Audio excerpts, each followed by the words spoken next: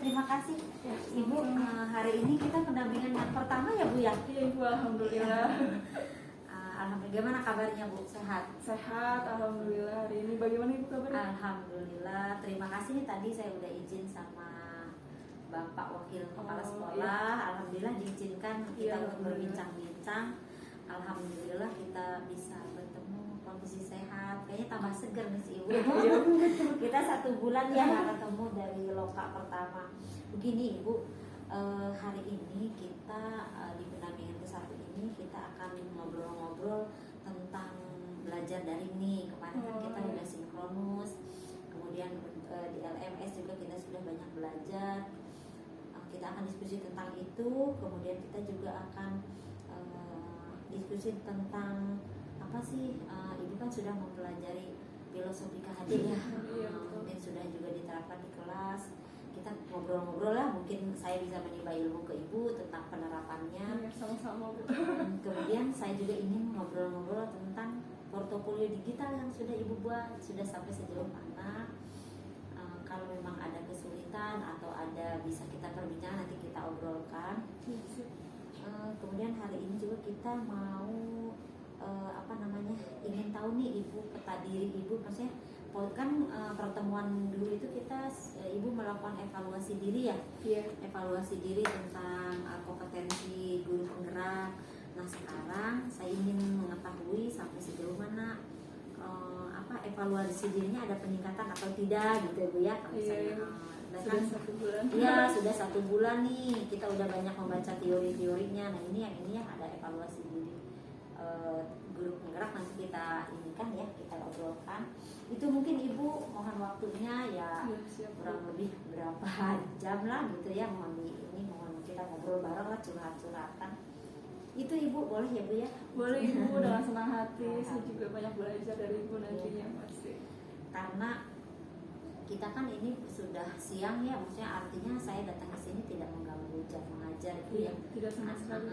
Anak-anak sudah pulang, artinya memang program guru penggerak ini tidak mengganggu tupoksi kita gitu ya. Hanya kita sama-sama bagaimana meningkatkan kapabilitas kita menjadi guru yang menginspirasi, guru yang menjadi guru penggerak ya. Itu mungkin Ibu. Mungkin yang pertama, Ibu kan dulu pada saat mengisi evaluasi diri itu kan ada beberapa kekhawatiran. Nah kekhawatiran apa yang Ibu rasakan sebelum dan saat ini dirasakan oleh Ibu nih?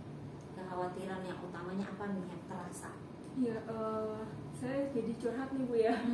Jujur saja, dulu waktu awal saya ikut guru penggerak kan memang penugasannya saya di SMP 4 ya Bu ya, karena sudah 5 tahun mengabdi di sini. Nah kebetulan setelah itu saya ikut tes P3K dan lolos. Alhamdulillah lolos. Nah berhubung di SMP 4 tidak ada formasi, akhirnya saya mendaftar di SMP 2 Bu. Artinya besok tuh di P3K-nya sudah harus di SMP 2 dong? Iya betul. Definitifnya per tanggal? Nah jadi mulai tahun ajaran besok di Juli 2022 ini saya sudah SK penempatan mengajarnya di SMP 2. Nah sedangkan data yang dari Kemdikbud itu saya guru penggeraknya terdaftarnya di SMP 4. Kemarin juga saya sudah mencoba untuk bertanya ya Bu ya ke Ibu Christine, yang beliau juga kebetulan sebagai asesor juga. Nah menurut beliau juga diikuti saja dulu, dijalani saja dulu, karena itu data-datanya kan dari kementerian ya Bu, jadi mau minta penggantiannya pun arahnya kemana pun beliau juga tidak tahu gitu. Nah jadi kekhawatiran saya sih yang sampai saat ini buat saya khawatir, kalau misalnya nanti saya harus melakukan aksi nyata di sekolah yang baru gitu ya Bu ya, mungkin kalau untuk berhubungan dengan siswa sudah biasa ya Bu ya, itu mas setiap tahun ajaran baru kita kan pasti ganti siswa yang baru lagi, mungkin itu tidak akan terjadi masalah. Nah yang saya khawatirkan adalah ketika nanti harus mencoba untuk menggerakkan rekan-rekan guru dan komunitas yang ada di sekolah tersebut. Terlebih saya di sana kan sebagai, ya berarti saya sebagai guru baru ya Bu ya, guru baru, terus yang tiba-tiba saya datang ke sana lalu dengan membawa status sebagai calon guru penggerak. Nah itu benar-benar satu kekhawatiran yang paling besar lah yang saya alami saat ini gitu Bu. Iya, Itu kekhawatiran yang paling besar sekali. Subhanallah, luar biasa Ibu ya. Alhamdulillah Ibu di usia yang muda sudah bisa diterima menjadi P3K yang statusnya kan tidak jauh dari dengan ASN ya. Kalau info yang saya dapat sih, kalau guru penggerak itu bisa dibawa kemana aja Ibu mutasi, berbeda dengan sekolah penggerak. Kalau sekolah penggerak itu yang ya kepala sekolahnya mutasi tidak bisa ikut mutasi sebagai kepala sekolah penggerak. Tapi tetap semangat Bu ya, saya yakin Ibu semangat meskipun kekhawatiran tadi dalam menggerakkan komunitas di lingkungan yang baru. Mungkin Ibu punya ini nggak, punya kira-kira mau gimana nih untuk menggerakkan komunitas yang baru kira-kira nih. Teman-teman di sana kan mungkin bukan orang baru, mungkin pernah di MKK, di KKGS atau di apa ya kalau SMP MGMP mungkin pernah bareng. Jadi memang kebetulan di sana itu ada satu yang waktu itu kita sama-sama belajar bareng Bu untuk pendaftaran guru penggerak, jadi Pak Mulyadi. Nah kebetulan tapi Pak Mulyadi juga nanti di bulan Juli beliau akan pindah ke Cirebon gitu. Jadi saya kemarin ketika ketemu Pak Mul saya temenin di SMP 2, Pak Mulya akan pindah mutasi ke Cirebon, ada Pak Mulyadi juga. Terus kemudian ada beberapa juga memang yang seusia lah Bu gitu, yang sebaya gitu, yang mungkin itu sih orang pertama yang akan saya dekati terlebih dahulu gitu. Mungkin sekarang juga saya sudah mulai kunjungan ke SMP 2 gitu, setiap hari atau paling 3 bersilaturahmi lah sama mereka ya. Mengenal lingkungan dulu. Betul ya, betul Bu, mengenal lingkungan. Jadi saya tahu karakter sekolah ini seperti gimana, karakter guru-gurunya. Jadi mungkin lebih ke arah pendekatan kali ya Bu. Pendekatan ke mereka, ngobrol-ngobrol kira-kira bagaimana situasi di sekolah ini. Itu sangat tepat Bu, sangat tepat sekali Ibu mengenali terlebih dahulu untuk menggerakkan komunitas itu kan nggak mudah ya. Iya, betul. Apalagi penerapan filosofi KHD itu yang selama ini kita anak-anak itu dianggap penjana kosong gitu kan, Iya, betul. yang lain. Sementara sekarang kita kan harus menuntun, dan ini hal yang baru bagi teman-teman di komunitas. Bagus Ibu lanjutkan ya itu melakukan pendekatan terlebih dahulu agar teman-teman juga welcome menerima kita di lingkungan yang baru. Nah Ibu tadi kan udah kekhawatiran, insya Allah teratasi ya. Amin, mohon dukungannya juga. Nanti kita sama-sama, artinya nanti saya pendampingan selanjutnya mungkin, tapi udah Juli sih ya. Iya. Udah Juli artinya kan udah sampai ke panen raya gitu kan, artinya udah ini Juni, Juli, Agustus. Oh udah, berarti nanti mungkin pendampingan keempat mungkin udah di sana ya. Iya, betul. Gak apa-apa Bu, kita punya lingkungan baru, semangat baru ya.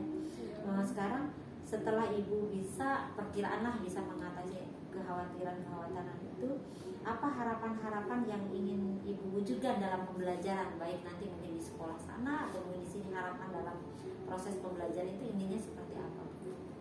Berhubung karena kemarin baru selesai belajar di modul 1 ya Bu ya, yang pasti harapan-harapannya saya mungkin lebih bisa untuk mengelola atau mengendalikan emosi ketika menghadapi anak-anak yang berbeda. Seperti misalnya mungkin sebelum saya mempelajari tentang filosofi dari KHD, ketika ada anak yang belum mengerjakan tugas atau mengerjakan tugasnya tidak serius, atau misalnya tidak serius dalam pembelajaran, mungkin saat itu saya sering menegur atau dalam makna konotasinya marah gitu ya Bu ya.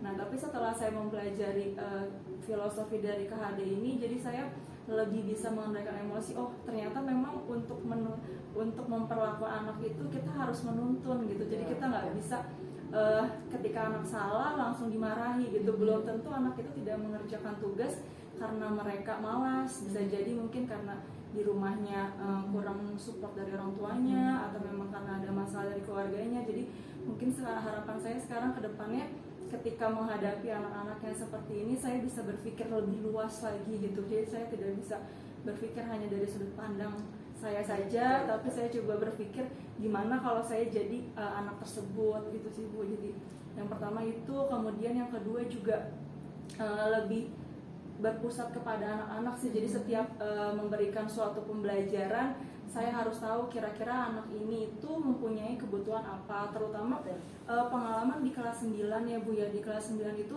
rata-rata kita tuh sebagai guru kelas 9 selalu mengejar materi. Nah itu Ya, karena dalam jangka waktu yang sudah mau lulus ya Bu ya, dari kelas 5 atau kelas 6 SD kan waktu yang singkat, sedangkan materi itu harus terkejar. Nah, kalau semua guru memperlakukan hal demikian, dan saya juga pernah menjadi siswa, pasti akan tertekan. Jadi seolah-olah iya, akan seolah-olah habis tugas yang A, nanti guru ini masuk kasih tugas yang B lagi, tugas yang C lagi. Nah, itu pasti mereka akan, jadi sekolah itu cuman ya udah mengerjakan tugas yang ada, tanpa mengambil kira-kira makna pembelajarannya apa sih gitu. Nah, saya waktu pas mengajar kelas 9 kemarin ya Bu, jadi saya coba sepertinya saya harus merubah diri saya. Kalau saya seperti ini kasihan anaknya. Akhirnya saya setiap kali masuk itu selalu menerapkan pembelajaran yang berbasis permainan. Jadi ketika saya belajar itu kadang saya pernah memanfaatkan lingkungan sekolah, seperti misalnya menggunakan teka-teki spot. Jadi di sana saya buat tebak-tebakan. Jadi tebak-tebakan nama tempat, misalnya aku ini tempat yang ada di dekat parkiran, terus di sana banyak terdapat oksigen, berarti kan misalnya taman gitu ya Bu jawabannya. Nah, di taman itu saya sudah menyelipkan atau menempelkan satu soal yang saya sembunyikan, misalnya di balik pot atau misalnya di dekat gazebo. Nah, jadi soal itu nanti akan mereka kerjakan secara berkelompok gitu. Jadi sana juga bisa melatih daya komunikasi mereka, terus melatih daya komunikasi, terus melatih juga kerjasama, karena mereka juga harus mengerjakan soal sesuai dengan waktunya.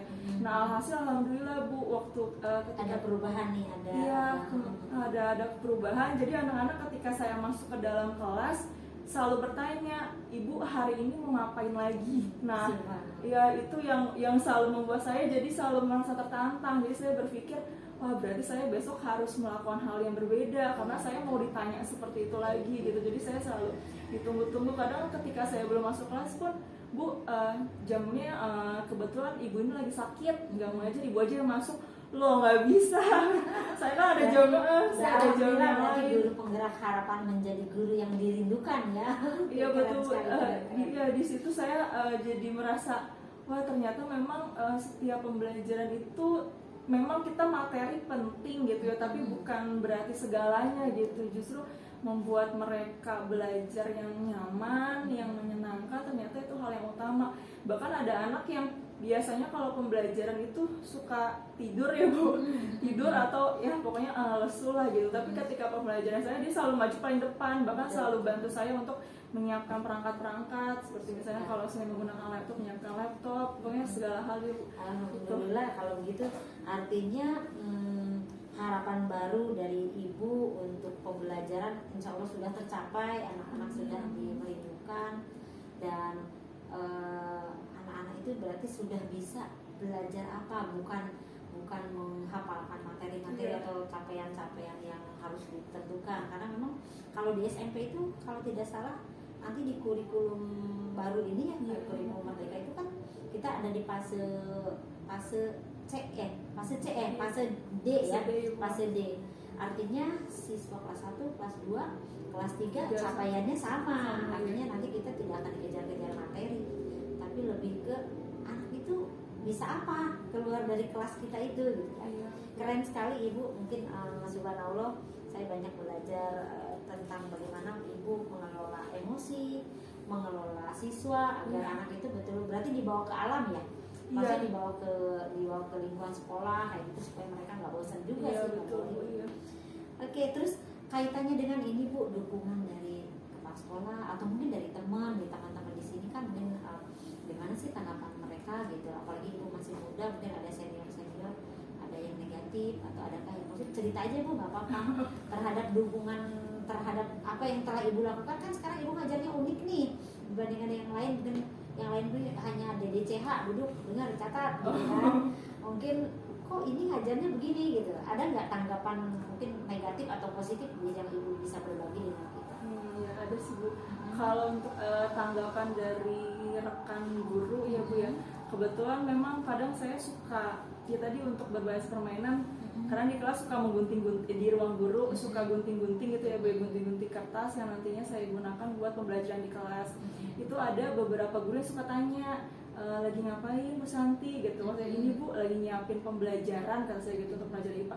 Ini diapain? Karena saya namanya tebak kata gitu Ibu ya, tebak kata. Nah terus setelah saya jelasin, akhirnya si guru ini kebetulan Bu Fitri namanya Bu ya, ini guru seni budaya. Akhirnya dia tanya, terus dia tanya ke saya, permainannya kayak gimana? Kan saya gitu. Menurut saya ini Bu tebak-tebakan aja, tebak-tebakan istilah-istilah, terserah Ibu istilahnya, pokoknya materi yang ada di bab tersebut. Nah akhirnya si guru ini mau mencoba Bu, kata dia gini, wah boleh juga ya, lumayan nih anak jadi nggak bosen, kata beliau begitu. Kata saya iya dicoba aja. Nah akhirnya beliau ikut juga ikut mencoba permainan yang saya lakukan, mencoba di kelasnya juga, dan ternyata kelasnya juga jadi lebih responsif terhadap pembelajarannya. Yang tadinya biasa Bu ngantuk gitu segala macam. Nah kebetulan juga yang guru senior juga sama. Waktu itu pas pembelajaran pertumbuhan vegetatif dari tanaman, saya memang terbiasa ketika kuliah itu dosen saya selalu bawa daun. Jadi kalau bayang tentang daun, seluruh daun dia bawa ya Bu, jenis-jenis daun yang ujungnya runcing, yang ujungnya bulat, dibawa semuanya ke dalam kelas. Nah itu akhirnya tertanam juga Bu di dalam hati saya. Jadi ketika kemarin pas pembelajaran vegetatif itu saya bawa umbi-umbian, bawang merah, bawang putih. Nah itu memang saya bawa sendiri, jadi bukan anak yang bawa, tapi memang saya bawa sendiri, saya siapkan sendiri. Dan di sana kita pakai kuis gitu. Jadi kuis ketika anak digetok, jadi ketika saya getok meja itu bawang merahnya dioper ke tangannya, terus nanti mereka menuliskan ini kira-kira pertumbuhannya apa ya. Setelah mereka lihat, setelah mereka lihat nanti ada getok lagi, mereka dioper lagi. Nah pembelajarannya itu mendapat dukungan yang positif dari teman-teman saya, dari teman-teman guru,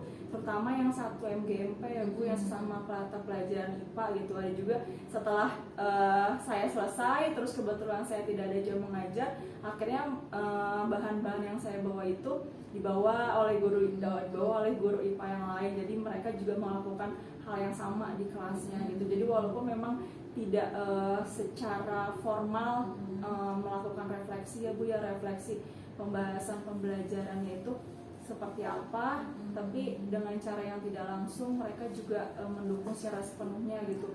Oh ya berarti lanjutin San, masih muda ya. Artinya dukungan dari teman. Jadi dari Ibu mempersiapkan pembelajaran, menggerakkan teman, ada apa, mungkin dia penasaran, akhirnya mengikuti gerakan yang dilakukan. Ini super banget. Berarti kan kita bukan hanya bergerak untuk diri sendiri, tapi betul-betul menggerakkan teman-teman sehingga mereka semua bisa tergerak ya. Iya, jadi bilang terus menginspirasi. Iya, masih muda San, semangat ya. Jadi mereka juga menyemangati saya gitu Bu, menyemangati terus memotivasi juga. Nah kalau untuk dukungan kepala sekolah juga alhamdulillah ya Bu. Nah ketika saya mempergunakan lingkungan sekitar sekolah, atau bahkan waktu itu juga kunjungan ke seberang yang Taman Burung, nah itu juga kepala sekolah juga tidak memberikan batasan gitu, dipersilakan saja, diperbolehkan gitu. Jadi untuk dukungan kepala sekolah, sarana prasarana yang ada di dalam sekolah ini pun boleh dipergunakan. Yang penting ketika pemakaiannya juga saya melakukan pengawasan terhadap anak-anak. Alhamdulillah, artinya dukungan dari teman maupun kepala sekolah sangat mensupport, bahkan mungkin teman-teman menjadi tergerak untuk sama-sama bergerak ya. Alhamdulillah kalau begitu. Tadi saya sangat tertarik Ibu dengan cerita Ibu bagaimana menerapkan filosofi di Hajar Dewantara. Anak-anak juga terlihat antusias mengikuti pembelajaran. Mungkin mungkin bisa Ibu terapkan atau bisa Ibu ceritakan perubahan yang terjadi di ruang kelas nih. Anak-anak antusiasnya tadi kan antusiasnya yang selaras dengan pemikiran KHD nih, gimana Bu? Maksudnya antusias anak itu seperti apa, Ibu bisa ceritakan dari hasil penerapan pemikiran KHD itu?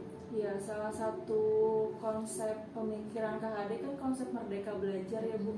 Di sini anak memang kita memberikan kebebasan untuk anak mengembangkan minat dan bakatnya. Awalnya dulu sebelum saya melakukan pembelajaran tentang pemikiran KHD ini, saya selalu menyamaratakan pokoknya setiap tugas ini harus dikumpulkan dalam kertas HVS misalnya ukuran A4 gitu, terus ukurannya itu warnanya harus hitam misalnya, terus tulisannya sekian, fontnya sekian gitu.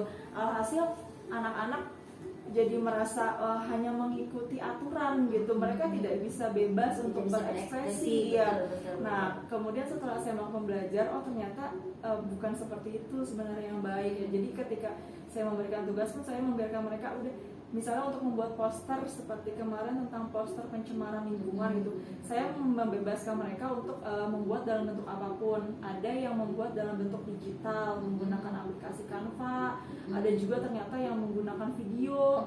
Jadi mereka video kemudian diupload di TikTok ya Bu. Subhanallah.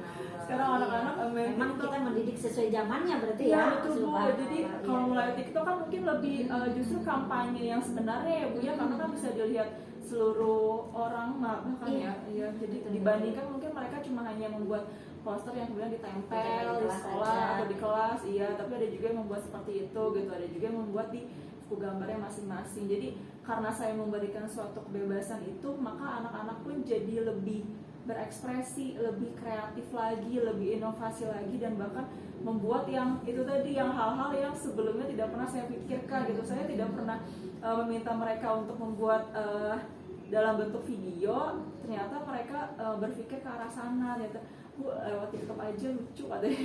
Subhanallah, artinya dengan adanya filosofi KHD ini anak-anak menjadi lebih mampu mengembangkan bakatnya ya. Apalagi sekarang ya TikTok yang awalnya negatif bisa jadikan fasilitas belajar. Keren Ibu, subhanallah, super sekali. Nah sekarang yang mendorong Ibu melakukan perubahan itu apa Bu? Kok Ibu pengen berubah misalnya mengajarkan anak bagaimana membuat TikTok yang sesuai dengan pembelajaran, itu apa yang mendorong Ibu tuh? Kalau yang mendorong saya, sebenarnya saya bertanya-tanya sendiri Bu, justru dalam hati saya, kenapa sih setiap guru itu selalu berpikir anak ini kenapa ya sekarang anak zaman sekarang tuh beda sama anak zaman dulu, selalu disamakan. Kebetulan saya alumni sini ya Bu ya, jadi selalu ditanya, dulu zaman angkatannya Santi kayaknya gak harus mengajar benar-benar full jelasin materi, ini sudah dijelaskan berkali-kali tapi masih nggak ngerti juga gitu. Di sana juga sebenarnya awalnya saya berpikiran yang sama Bu, seperti itu. Dulu juga angkatan saya sama seperti ini gitu. Tapi setelah saya berpikir, tapi ini sudah beda zaman, sudah beda abad, kayak segalanya sudah beda gitu. Akhirnya di sana saya harus berpikir, saya harus berubah. Kalau saya mengikuti pembelajaran yang dulu guru saya lakukan terhadap saya, ya nggak akan bisa nyambung dengan anak-anak sekarang. Jadi mau tidak mau, suka tidak suka, saya coba untuk terjun ke dunia mereka gitu ya Bu. Jadi walaupun saya juga lumayan jauh juga usianya dengan mereka ya, tapi saya coba menjadi, ibaratnya saya menjadi teman lah buat mereka gitu ya Bu ya. Jadi anak-anak itu sekarang terkadang kalau misalnya mereka cenderung pendiam atau cenderung agresif di kelas, itu justru memang harus kita rangkul. Kalau misalnya tidak kita rangkul, justru mereka akan semakin jauh lagi dari harapan kita. Ini jadi nyambung nih dengan pertanyaan selanjutnya. Jadi peserta didik dengan pola pembelajaran yang Ibu lakukan, yang memberikan kesempatan anak untuk mengembangkan bakatnya, respon anak sendiri gimana Bu? Kelihatan dengan cara Ibu mengajar, memberikan kesempatan mereka menggunakan TikTok atau menggunakan berkreasi menggunakan Canva dan sebagainya, reaksi anak seperti apa Bu? Untuk reaksi anaknya pasti sangat senang banget Bu. Senang, terus bahagia, merasa nyaman, merasa tidak terbebani. Nah ditambah notabene untuk pelajaran IPA sendiri itu kan pasti banyak hafalan ya Bu. Betul. Banyak hafalan, terus mungkin terkenal dengan materi-materi yang membosankan, terus kemudian terkenal juga dengan materi-materi yang sulit karena dia perhitungannya iya, kemudian hafalannya iya. Nah tapi dengan saya mencoba untuk mengkombinasikan berbagai macam model, berbagai macam metode, alhasil mereka sangat senang, kemudian antusias juga, kemudian pengumpulan tugasnya pun justru malah jadi lebih cepat dan karena menyenangkan ya. Iya betul. Jadi justru malah biasanya anak yang kemarin-kemarin gitu ya, yang kemarin-kemarin ketika saya melakukan pembelajaran yang monoton, yang kemarin-kemarin tuh lama banget Bu ditagihin tugas, iya Bu nanti, iya Bu besok, sampai minggu depan lagi seperti itu. Dan sekarang justru malah anak itu jadinya berubah, jadinya tanpa saya minta pun, iya yang sudah selesai, bahkan mereka sudah mengumpulkannya duluan. Bahkan ada yang bilang deadline-nya misalnya masih 3 hari lagi, kadang masih kurang dari waktu itu sudah ada yang Sudah mengumpulkan. Iya, jadi ternyata mungkin mereka jadi merasa lebih antusias dan semangat lagi buat mengerjakan tugas-tugasnya. Keren sekali Bu mendengar cerita Ibu, anak-anak jadi dididik sesuai dengan zamannya, mereka menggunakan berbagai platform, apalagi sekarang sudah menggunakan digital ya. Kayaknya anak sekarang udah satu kali disuruh pun langsung paham ya. Nah tadi Ibu kan banyak cerita tentang penerapan filosofi, kemudian suasana aksi nyata Bapak Ibu. Berarti kan Ibu sudah melakukan aksi nyata kan di kelas itu sudah. Nah sekarang karena kita sebagai guru penggerak kan harus melaporkan aksi nyata. Gimana Ibu sudah membuat laporan aksi nyatanya, udah sejauh apa nih? Kalau untuk laporan aksi nyatanya sih kebetulan saya baru membuat set sketsanya sih Bu, baru membuat poin-poinnya apa saja yang akan saya tuangkan dalam portofolionya, seperti itu sih Bu. Tapi kalau untuk hasil secara menyeluruhnya itu belum semua saya tampilkan karena saya masih mengumpulkan tadi yang Ibu dokumentasi sampaikan tadi ada. secara lisan, yang Ibu sampaikan ngobrol kita itu mungkin dinarasikan Iya. dengan tulisan. Ini saya sampel aja nih, ada dari teman kita yang memang sudah mengumpulkan. Jadi selain identitas ya Bu ya, selain identitas Jadi ada format identitas. iya, identitas itu portofolio identitas kita. Bahkan kalau di contoh yang sudah ini nanti Ibu masukkan di Google Sheet-nya, itu bisa misalnya punya punya piagam apa, sertifikat apa dimasukkan dan itu platform itu kan bisa kita edit sewaktu-waktu, kapan saja bisa kita ini. Kemudian ini latar belakangnya nanti mungkin saya share di grup lah Bu, saya sharekan di grup tentang bagaimana membuat aksi nyata. Ini hanya sampel karena pasti setiap orang berbeda-beda ceritanya karena sesuai dengan yang ada di lapangan. Kalau di SD saya lihat kemarin pendampingan yang pertama, kalau di SD Bu ada anak yang tadinya diam aja, setelah saya menerapkan filosofi ini karena kan usia di SD kan pendekatannya berbeda, metodenya berbeda. Begitu pula dengan cerita Ibu nih, sungguh luar biasa. Terus platform apa Bu yang Ibu gunakan untuk membuat portofolio? Yang udah tadinya katanya udah mulai ini. Iya, saya baru coba baru melihat fitur-fiturnya saja ya Bu ya. Apa tuh fitur dari platform? Fitur dari Google Site. Ya, boleh saya lihat Bu ininya. Ibu sudah itu ada fitur apa aja tuh Bu di Google Sheet-nya?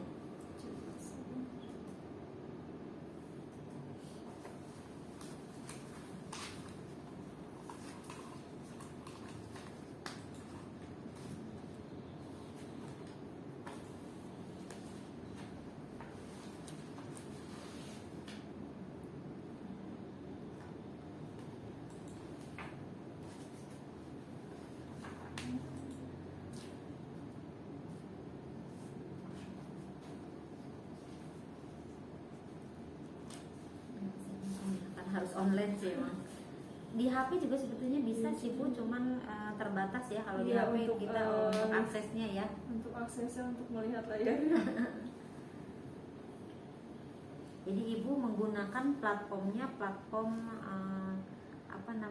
Google Sheet ya, karena memang disarankan dari kementerian itu menggunakan Google Sheet. Padahal sebetulnya banyak ya. Selain Google Sheet, kira-kira apa ya Bu? Ada Sway ya yang dari Microsoft, cuman kelemahannya kalau di Microsoft menggunakan Sway itu kalau kita mau memasukkan video itu kita harus yang berbayar, jadi paling hanya gambar. Tapi kalau Google Sheet ini kan sudah dibeli oleh pemerintah ya, bahkan istrinya Pak Nadiem itu kan menggunakan Google Sheet, beliau itu adalah salah satu foundernya, makanya Google Sheet itu agak lebih murah gitu ya. Artinya kita mau masuk, Ibu nanti video nih, Ibu video anak sedang tadi ya bermain di halaman, Ibu videokan, Ibu masukkan, itu kapasitasnya lebih besar. Atau masukkan linknya juga bisa gitu. Ya, jadi memang kalau di Google Sheet fiturnya memang lebih kaya lagi ya, betul Bu. Ibu bisa memasukkan PowerPoint misalnya. Saya mau memasukkan PowerPoint tentang aksi nyata yang saya lakukan tadi yang Ibu video tadi yang bahwa bagaimana nih bentuk bentuk cara perkembangbiakannya, itu prosesnya bisa dimasukkan. Bahkan mungkin Ibu punya PowerPoint aksi nyata ibu di kelas, ibu masukkan ke sana bisa. Maksudnya kalau Iya. akan lebih ini akan manfaatnya dari Google Sheet ini, nanti kita kan saling tukar ini ya, saling tukar link ya. Link punya teman-teman itu bisa saling bisa, oh iya ini guru ini keren, dan nanti mungkin akan terus kayak Google Sheet itu sama seperti blog apa ya, blog kita, blog kayak kan ada blog, ada blog, ada Kompasiana, ada blog yang berbayar. Ini kita betul-betul difasilitasi oleh pemerintah kita ya. Bahkan anak-anak sih ini yang nggak apa-apa di link ibu, link Google Sheet-nya berikan ke anak. Kalau misalnya ibu ada PPT atau ada ini, silakan nih tampilan kalian, atau ini kan untuk memotivasi anak supaya belajar. Oh, kita kalau belajarnya sungguh-sungguh sama ibu di video kan sama ibu kan gitu tuh kan. Iya betul. Oh berarti waktu itu saya juga pernah video pembelajaran pakai lagu sih Bu. Iya betul, lagu. Terus ketika saya upload ke YouTube saya, mereka jadi semangat. Iya, artisnya kan mereka sendiri. Iya betul. Oh jadi itu bisa ditambahkan iya, ya Bu. Betul. Bahkan link, misalnya kita link YouTube kita nggak apa-apa, misalnya lagunya atau videonya kita masukkan linknya aja, jadi anak nanti klik linknya. Nah seperti di contoh ini kan ini ada nih, nah ini link yang dimasukkan ke dalam Google Sheet tentang pembelajaran, karena kan kebetulan nih si bu gurunya menggunakan pembelajaran project based learning nih, jadi anak-anak atau kita yang masuk ke Google Sheet ibu tinggal klik aja. Itu keuntungannya ya. Oke, ibu kalau misalnya terkendala ini nggak apa-apa deh, nanti kita mungkin tapi ini untuk Google untuk aksi nyata modul 1.1 yang ada nanti di portofolio itu besok hari Sabtu ya, kita kan mau ada loka 1 ya. Nah mungkin itu nanti akan ditanyakan dan akan kita sharing. Jadi kita akan saling memperlihatkan dokumen portofolio yang ada di Google Sheet. Jadi di samping nanti Google Sheet-nya kita tayangkan bareng-bareng gitu, kita saling bertukar pendapat atau apa namanya, menyampaikan best practice-nya apa sih yang aksi nyata punya ibu gimana nih, nanti tuh di loka kemarin besok tuh. Jadi diharapkan dia minimal refleksi dan aksi nyata modul 1.1-nya sudah selesai. Kemudian nanti mungkin print out-nya juga di bawah, khawatir dari pihak kementerian mau minta gitu ya. Kalau kemarin sih LK itu hanya diminta sampel, cuman mereka ngambil, ditanya dulu satu persatu lalu diambil aja, sisanya di bawah saya gitu. Jadi memang pihak kementerian dia instrukturnya hanya ngambil sampel, tapi harus semua dulu bisa diserahkan dulu nanti dia sendiri secara acak. Makanya termasuk ini dokumen Bunda khusus untuk refleksi aksi nyata sudah di print out seperti ini satu. Nanti kita setorkan aja dulu. Mereka mau ngambilnya acak yang mana gitu kan? Yang penting udah tersetorkan. Itu diantaranya ya Bu ya.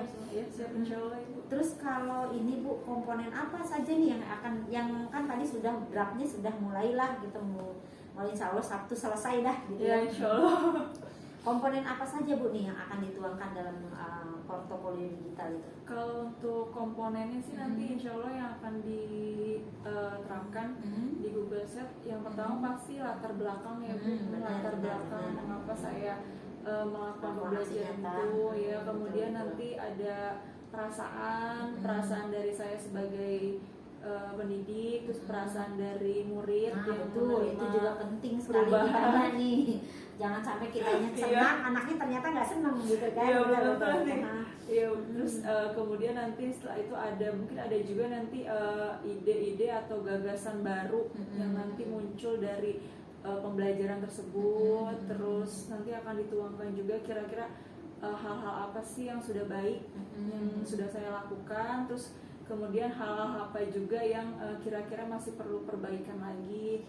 Kemudian nanti kalau perlu mungkin akan ditambahkan testimoni dari rekan guru yang lain, guru atau dari anak juga. Iya betul Bu. Apa bisa dalam bentuk video atau dalam bentuk video sih lebih ininya mah.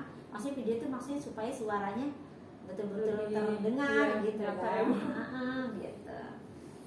Keren sekali nih. Terus kalau ini sih untuk penyajian portofolio digitalnya akan bentuknya seperti apa Bu? Selain tadi kan komponen-komponen yang akan disajikan, sekarang penyajiannya apa? Mau dalam bentuk gambar, apa narasi aja atau apa rencananya? Pastinya sih ada gambarnya juga ya Bu ya, ada narasi, ada gambarnya juga. Kemudian nanti kalau memungkinkan, saya sih bisa upload videonya kalau memungkinkan gitu. Insya Allah. Tapi selama ini ibu udah punya rekaman-rekaman atau foto-foto yang udah ada nih untuk diupload? Kalau untuk foto-fotonya ada Bu, cuman kalau untuk rekamannya saya nanti coba cari lagi. Coba nala ya juga. Iya. Nggak apa-apa Bu, karena portofolio ini adalah salah satu jejak digital bahwa kita ini ada gitu loh di dunia maya ini gitu. Iya. Ya memang kekurangan saya salah satunya itu Bu. Jadi ketika saya mengajar di kelas memang sering sekali saya lupa membawa handphone. Gitu. Iya, jadi karena Ya. iya betul. Jadi karena memang sudah lumayan bawa bahan-bahan yang lain.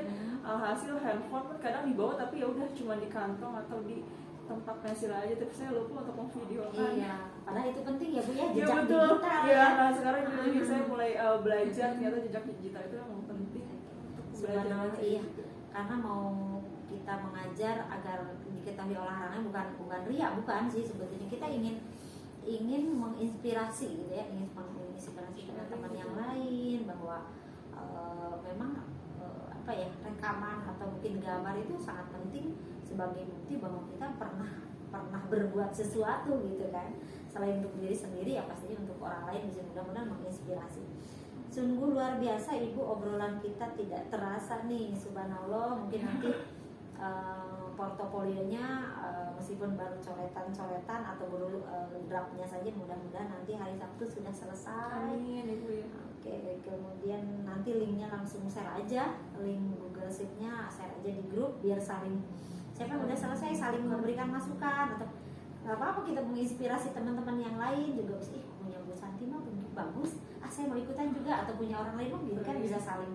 Jadi memang dunia kita kan dunia keterbukaan ya Ibu ya, jadi apa-apa. Itu mungkin Ibu. Terus dari yang kita diskusikan hari ini nih, menurut Ibu kompetensi apa yang sudah baik nih dari apa yang kita lakukan di sini? Kompetensi apa yang udah Ibu, kan kemarin ini nih Bu ada kompetensi ini nih. Kan ini ada kategori pengembangan diri dengan orang lain nih. Ada beberapa nih, seperti saya meminta rekan sesama guru melihat praktek saya mengajar, kan kemarin nilai 1 nih. Gimana nih sekarang komponen perkembangannya nih Bu? Apakah ada perkembangan nggak? Ada Bu, insya Allah, alhamdulillah ada, insya Allah, terutama komponen untuk pengembangan diri sendiri ya Bu, yang awalnya tidak pernah membuat refleksi tentang kekurangan dan kelebihan ketika pembelajaran, tapi ternyata setelah melakukan pembelajaran di modul 1.1 ini, ternyata saya tahu bahwa refleksi itu adalah hal yang penting untuk tujuan pembelajaran kedepannya, untuk tindak lanjut kedepannya. Terus kemudian juga pembelajaran yang berpusat pada murid itu juga ternyata hal yang sangat penting sekali, membuat murid merasa senang, merasa nyaman ketika pembelajaran kita. Itu kompetensi-kompetensi, terus meningkatkan kolaborasi juga di antara sesama. Artinya nih yang kemarin 1 itu mungkin ada peningkatan ya Bu, Iya, meskipun iya. nggak mungkin signifikan Nggak ya, mungkin apalagi langsung menggerakkan 4, orang lain. Iya, Kan itu yang kemarin masih belum. saya membantu rekan sesama guru untuk menemukan strategi, Ibu masih di posisi 1. Oh ternyata Ibu tadi menggunting-gunting di ruang guru, ada guru yang tertarik, artinya kan sudah meningkat kan, tidak lagi di level 1. Ya meskipun tidak secara langsung. Iya, mungkin tidak. Artinya kan ini kan sebagai evaluasi diri nih. Itu oh iya sekarang mah guru nih, saya bergerak ini ternyata menggerakkan orang lain kan, Iya, buat gitu. penasaran. Kemudian pada saat di sini nih saya aktif berbagi praktek baik dengan rekan sesama guru. Pasti bukan cerita kan, Iya. untuk apa nih Bu Santi kan gitu ya. Nah ternyata temennya udah mulai antusias, itu kan artinya tidak di level 1 lagi nih. Iya. Jadi di bulan ke-1 ini kan bulan pertama nih, Iya, loka 1 ini nilainya begini gitu Iya. kan. Nah, Satu semua. iya, 1 semua kebanyakannya nih. Belum Saya dilakukan. berinisiatif penghasilan karya hasil kegiatan jejaring organisasi masih 1. Ternyata kekhawatiran tadi saya udah mulai kekhawatiran takut ke sekolah yang baru, Ibu sudah mulai melakukan sosialisasi. Itu kan sudah mulai membuat jejaring. Nah, keren sekali nih Bu. Mudah-mudahan nanti kan ini file untuk evaluasi diri ini kan sudah ada ya Bu ya. Ya mudah-mudahan terus meningkat yang kemarin 1 jadi 2, jadi 2 jadi 3 dan seterusnya. Mudah-mudahan di bulan ke-6 nanti sudah 4 semua. Amin. Amin Ibu. Iya. Mohon bimbingannya juga Bu. Amin. Sama-sama Ibu, saya juga kan sama lagi belajar. Oke, tadi ya kompetensi yang perlu ditingkatkan tadi Ibu sudah ini sudah melakukan refleksi dan umpan balik juga. Keren sekali nih, alhamdulillah untuk kegiatan pendampingan hari ini mungkin kita sudahi dulu ya.